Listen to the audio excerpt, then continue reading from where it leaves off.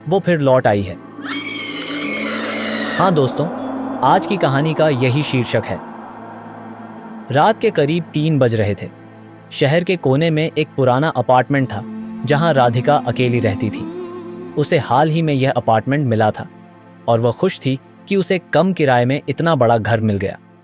लेकिन उसे नहीं पता था कि इस अपार्टमेंट में अजीब घटनाएं होने वाली थीं।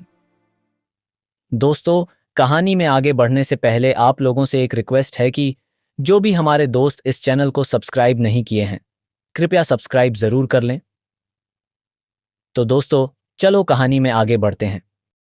पहली रात राधिका ने महसूस किया कि उसकी छत पर किसी के चलने की आवाजें आ रही हैं। उसने सोचा कि शायद ऊपर कोई रहने वाला होगा, लेकिन अगले दिन उसे पता चला कि ऊपर की मंजिल तो सालों से खाली पड़ी है। दूसरी रात जब राधिका सोने जा रही थी तो उसने दरवाजे के पीछे एक साया देखा। उसने सोचा कि यह उसकी आंखों का धोखा होगा और उसने इसे नजरअंदाज कर दिया। लेकिन जैसे ही उसने बत्ती बुझाई, वह साया उसके करीब आता महसूस हुआ। उसने तुरंत लाइट ऑन की, लेकिन वहां कोई नहीं था। राधिका ने सोचा शायद ये उसका वहम है। उसने इस घटना को इग्नोर करने की कोशिश की। लेकिन तीसरी रात जब वह पढ़ाई कर रही थी, तभी उसके लैपटॉप स्क्रीन पर एक पुरानी तस्वीर खुल गई। वह तस्वीर इस अपार्टमेंट की थी जिसमें एक परिवार बैठा हुआ था। लेकिन तस्वीर के कोने में एक काले रंग का धुंधला साया खड़ा था। राधिका ने तस्वीर को हटाने की कोशिश की, लेकिन स्क्रीन लॉक हो गई और उसमें एक ही संदेश दिखाई देने लगा, मैं तुम्हारा इंतजार कर रही हूँ। राधिका का दिल तेजी से धड़कने लगा। उसने सोचा कि कहीं यह कोई तकनीकी समस्या है, लेकिन मन में एक अनजाना डर भी बैठ गया था।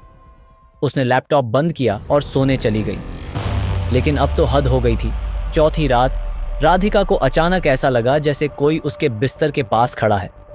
वह डर के मारे हिल भी नहीं पा रही थी। अचानक उसे एक ठंडी सांस अपने कानों के पास महसूस हुई। एक भयानक आवाज में किसी ने कहा, तुम यहाँ अकेली नहीं हो। राधिका चिल्लाई और उठकर बत्तियां जलाईं, लेकिन कमरे में कोई नहीं था। उसने सोचा कि वह पागल हो रही है और फैसला किया कि वह इस अपार्टमेंट को छोड़ देगी। अगली सुबह उसने अपने सामान को पैक किया और अपार्टमेंट से बाहर निकलने की तैयारी करने लगी। लेकिन जैसे ही वह दरवाजे के पास पहुंची, दरवाजा अपने आप बंद हो गया। सारे खिड़कियां और दरवाजे अचानक से लॉक हो गए। उसे किसी के चलने की आवाजें सुनाई देने लगीं और वह साया उसके सामने प्रकट हुआ। साये की आंखों में एक अजीब सी चमक थी और उसने राधिका को घूरते हुए कहा, तुम मुझे छोड़कर जा नहीं सकती। यह घर अब मेरा ही नहीं, तुम्हारा भी है। यह कहकर वह साया एक भयानक हंसी हंसने लगा। राधिका बुरी तरह डर गई थी।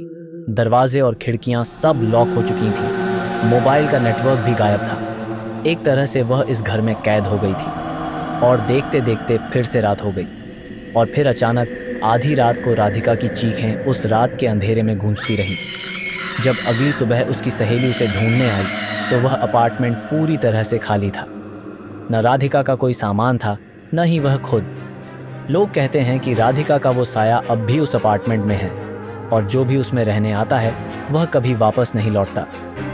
दोस्तों, उम्मीद है कि यह कहानी आपको ज़रूर पसंद आई होगी। आप लोग हमें कमेंट करके ज़रूर बताएं और अगर आप लोगों के पास अपना कोई हॉरर अनुभव हो तो हमें भेज सकते हैं। हम उस कहानी को अपने किसी एपिसोड में शामिल करेंगे। और दोस्तों, इसी तरह की और भी कहानियों के लिए हमारे इस चैनल को सब्सक्राइब करें और हमसे जुड़े रहें।